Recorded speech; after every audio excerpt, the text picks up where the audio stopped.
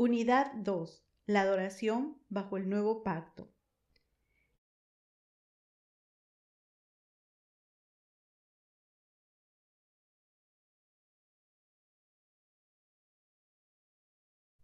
En esta unidad, continuamos nuestra exploración bíblica del tema de adoración al ver cómo continúa y cambia en el Nuevo Testamento por el cumplimiento de Jesús del Antiguo Testamento. Sección 1. Jesús y el templo. Jesús reemplazó el templo, por eso la figura de Jesús es más grande que el templo. Entonces, decimos que Jesús es la presencia de Dios en Israel y es la fuente de bendición para las naciones. Esto es el cumplimiento del mensaje de los profetas que exploramos en la última unidad. En la conversación con la mujer samaritana en Juan capítulo 4, Jesús dijo que habría una nueva manera de relacionarse con Dios. Los signos de exclamación representan nueva. No como la adoración falsa de los samaritanos, ni como los judíos. ¿Cómo puede ser? Por la cruz y su resurrección, Jesús iba a construir el nuevo templo, y por la presencia del Espíritu en los creyentes, el Padre va a tener adoradores de todas las naciones. Esta diferencia con el Antiguo Testamento nos muestra que lo que vimos allá era una sombra de lo que llega con Jesús. En Juan capítulo 3 vemos cómo la conversación acerca del Espíritu conectado con la verdad, la letra B, significa que nadie puede ser parte del reino, sino por el nacimiento de nuevo por el Espíritu, que sabemos viene por la cruz. Es decir, solo es posible saber la verdad acerca del Padre y de su reino, y entonces poder adorar verdaderamente con la ayuda del Espíritu. Además, vemos que el vocabulario usado para el homenaje de un israelita verdadero hacia Dios en el Antiguo Testamento es adaptado para describir la relación que tenemos con Dios en Cristo, una relación sin sitio terrenal, pero Cristo es el lugar de la relación y bendición. Honrar al Padre requiere honrar al Hijo. Este reconocimiento de Cristo es el homenaje. En Mateo 28 vemos el homenaje a Cristo como una respuesta y otra respuesta en el mandamiento de proclamar esta autoridad de Jesús al mundo. Es después de la cruz que vemos la adoración de Jesús en Lucas capítulo 24, cuando los discípulos le alabaron al reconocer verdaderamente quién es. Sección 2. El sacrificio de Jesús y la adoración en el nuevo pacto. La sección 1 exploró el tema de quién es Jesús. Esta parte se trata de lo que hizo Jesús en su sacrificio. En Romanos capítulo 2, Pablo describe la falta de reconocimiento de Dios como Dios por parte de la humanidad y la coronación de nosotros mismos y nuestros deseos, resultando en el juicio. En Romanos capítulo 3, Pablo describe la cruz como el sacrificio que quitó el enojo de Dios, es decir, el sacrificio de propiciación que cumplió los sacrificios del Antiguo Testamento. En Romanos capítulo 12 vemos la aplicación de Romanos de los capítulos del 1 al 11. Este sacrificio por Cristo debería resultar en nosotros presentándonos como un sacrificio vivo. La oveja tiene una cara feliz porque está viva. Un sacrificio vivo es el compromiso de los cristianos de vivir dando gracias a Dios en todos los momentos, todos los días.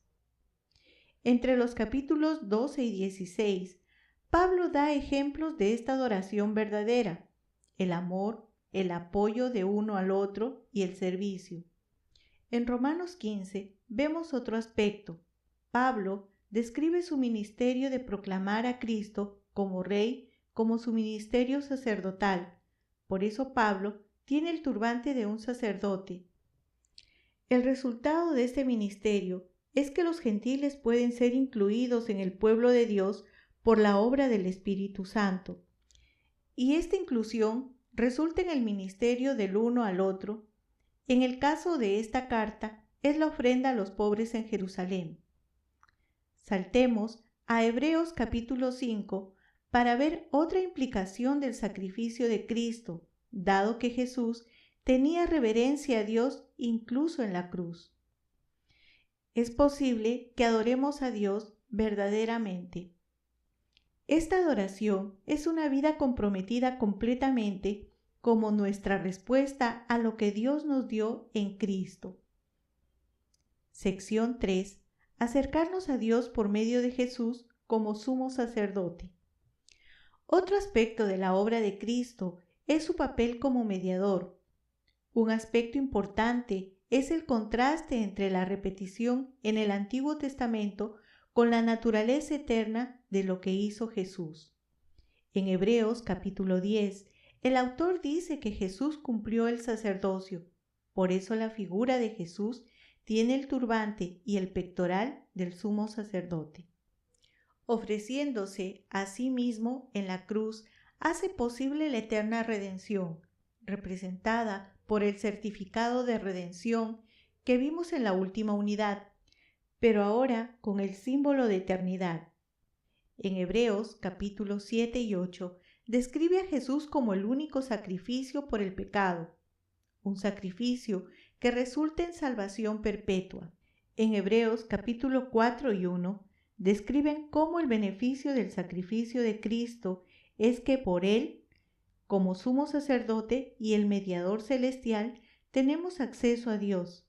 Esta sección en el texto de Moclan es muy extensa, entonces es muy importante leerla.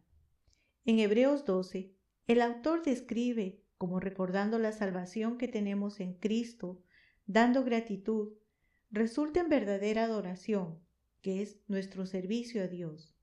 En Hebreos capítulo 13, continúa esta idea, mostrando que este agradecimiento a Dios se manifiesta en todas partes de la vida, en las acciones de alimentar a los extraños, visitar a los fieles y cuidar de nuestros matrimonios. Vemos también que la adoración involucra el reconocimiento de que Jesús es Rey, como nuestra confesión y proclamación de esta verdad. Por eso, la figura de Jesús está en el globo de diálogo para representar la proclamación de Él. Sección 4. Conclusiones. Es importante leer esta sección con mucho cuidado, porque es la conclusión de las unidades 1 y 2.